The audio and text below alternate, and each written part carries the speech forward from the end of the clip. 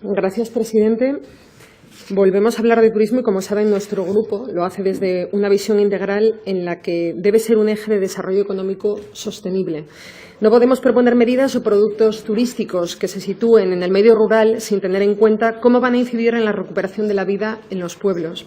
Con los datos demográficos actuales, cuesta entender que se lancen iniciativas sin apostar específicamente por determinadas medidas de responsabilidad social.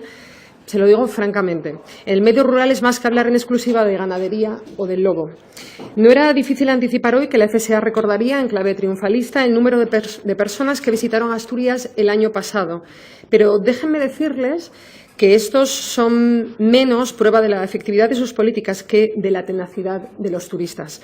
En Asturias existen 4.402 kilómetros de senderos y yo me pregunto si el objetivo de abrir tantos kilómetros fue otro que obtener subvenciones en aquel periodo aproximado entre 2006 y 2012, en el que Belén Fernández se dedicó, junto con el presidente Álvarez Areces, a cortar cintas de sendas como si no hubiera mañana y a decir que con esto se fijaba población en el medio rural. Parece que nadie tuvo en cuenta el coste del mantenimiento de esas sendas y, por ello, el 80% de esos 4.400 kilómetros se encuentra hoy en estado de abandono.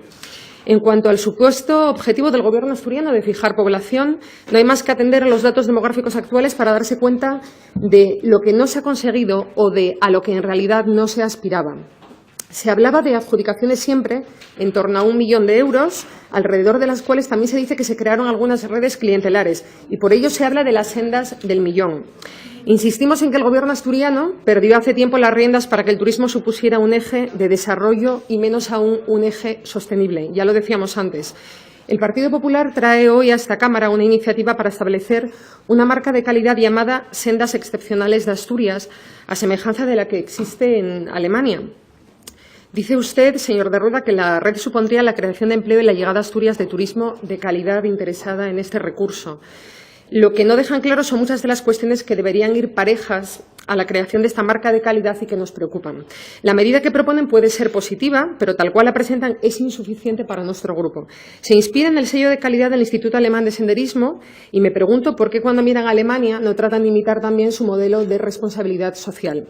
Las enmiendas que hemos presentado van en esta línea e incluyen criterios de responsabilidad social, medioambiental y económica en el mantenimiento de los senderos, en el protocolo de uso y gestión de ellos y en relación a las empresas privadas o públicas que presten servicios complementarios que contribuyan por su especialidad o calidad a ayudar a definir la calidad como producto turístico del sendero, podrán ser acreedoras de utilizar la distinción de calidad en sus marcas. No voy a entrar en el detalle porque las tienen a su disposición y no voy a tener suficiente tiempo, pero es de esperar al menos que cuenten con informes técnicos de la Federación de Deportes de Montaña, Escalada y Senderismo del Principado y con el asesoramiento de la misma FEMPA, de las asociaciones de senderistas y de las asociaciones de hosteleros y empresas de aire libre para establecer los criterios de selección para incluir sendas en esa marca de calidad. Sin estas enmiendas podríamos situarnos en el peor de los escenarios posibles, aquel en el que no solo no contribuimos al desarrollo rural y turístico, sino que podemos dar la bienvenida al desembarco de grandes empresas cuyo compromiso con la responsabilidad social dista mucho de ser alto. No vaya a ser que acabemos teniendo a FCC poniendo vallas en la senda del oso. Por ejemplo, ¿de qué servirá limpiar senderos si la gente que vive allí no tiene recursos para desarrollar su vida en ese medio? De manera general, podemos compartir algunas cuestiones, señor de Rueda, y aprecio su iniciativa, pero es que usted pertenece a un partido que cuando gobierna aprieta el botón de la hormigonera y ahí tenemos los modelos turísticos del Levante o de Baleares. Y si vamos más cerca, yo me pregunto qué ha hecho Gabino de Lorenzo en esta ciudad en más de 20 años de gobierno en materia turística. Eso cuando están en el Gobierno, pero yo también le pregunto, cuando ustedes negociaron el acuerdo de presupuestos hace poco más de un mes, ¿hablaron ustedes de algo más que del impuesto de sucesiones?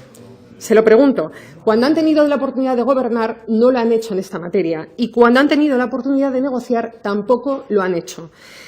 Yo le voy a decir qué va a ocurrir a finales de año, que es exactamente lo que ha ocurrido hace poco más de un mes. Usted volverá a votar en contra de enmiendas que dotan de presupuesto a iniciativas iguales o similares a las que usted defiende a lo largo del año y que finalmente se ve obligado a votar en contra.